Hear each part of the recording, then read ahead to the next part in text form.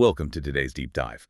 We've gathered all the articles, research, and those personal notes you sent over on this framework called the N14 thesis. And the mission today is to really look at a fundamental structural shift in how our civilization operates. Right, yeah.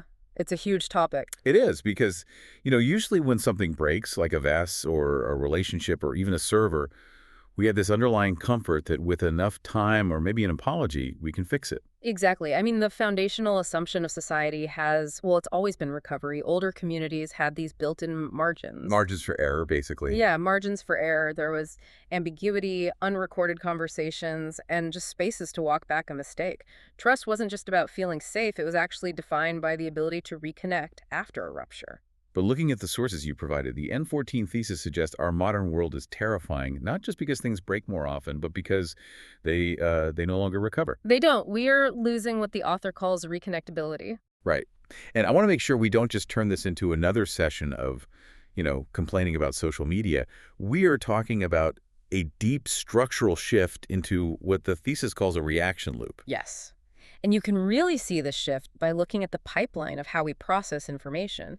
I mean, a healthy cognitive process requires distinct steps. Like taking the time to actually think. Exactly. It's observation, reflection, interpretation, and then finally, decision. But our current infrastructure just brutally compresses that. Strips out the middle. It strips out the middle entirely. It reduces human interaction to just signal, reaction, and amplification. Wait, I'm looking at this from an efficiency standpoint. And isn't that exactly what we built this technology to do? I mean, we wanted high-speed, frictionless connection. Well, we did, but at a huge cost. It sounds like we've essentially taken the digestive system of human communication and surgically remove the stomach. Yeah. We're just swallowing information and immediately expelling a reaction with zero time to actually absorb the nutrients. That is a brilliant analogy. It perfectly captures the physical toll this takes on us. When you remove that digestive space, the reflection, you create what the thesis defines as synchronization pressure. Synchronization pressure. Yeah, and we often mislabel our modern fatigue as just information overload. But the exhaustion actually comes from the mandate to react, be evaluated, and join the collective outrage all at the same exact time. Because being highly connected is entirely different from being highly reconnectable. Exactly. Always connected now means always recorded, which means always evaluated. And this is where it really hits home for anyone listening. I mean, we've all felt that subtle, or honestly not so subtle, social penalty just for taking a day to think before replying to a message. Right. You're practically accused of ghosting. Yeah. The space for delay has just been engineered out of the system. We lose connectivity reversibility. Once you react on the record, stepping back becomes structurally impossible. The social margins where forgiveness used to live are just, well, they're gone. So if human beings are already struggling to keep up with this stomachless communication loop, what happens when we introduce AI into the mix? That's the critical question. AI doesn't just add more information, it amplifies these exact civilizational pressures. Because AI generation operates at a speed that completely blows past any human capacity for reflection. Right. With predictive optimization and permanent memory, the cognitive gap widens. Human beings biologically require delay.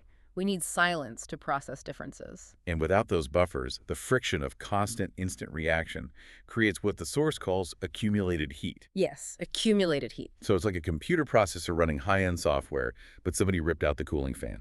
Because society never logs off to cool down, the friction just builds up into chronic, unavoidable burnout. Which forces us to look at where this irreversibility leads us. The N14 thesis maps out 3 potential branches for civilization going forward. Branch A is a reaction civilization, right? Yes, which is essentially a permanent state of unyielding tension and constant backlash. Sounds exhausting. Yeah. And then there's branch B, the fragmented society.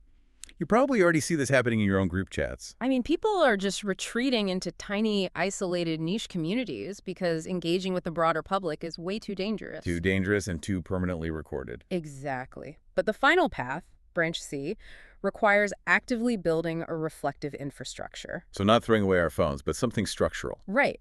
It means intentionally designing systems that tolerate delay and reinvesting in asynchronous local dialogue.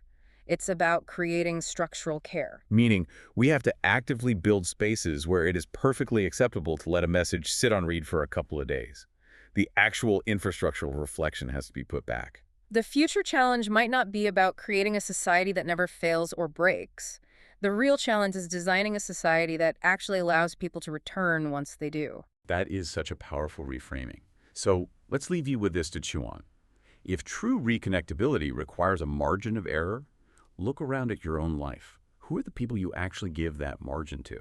And more importantly, how can you start building your own private reflective infrastructure today?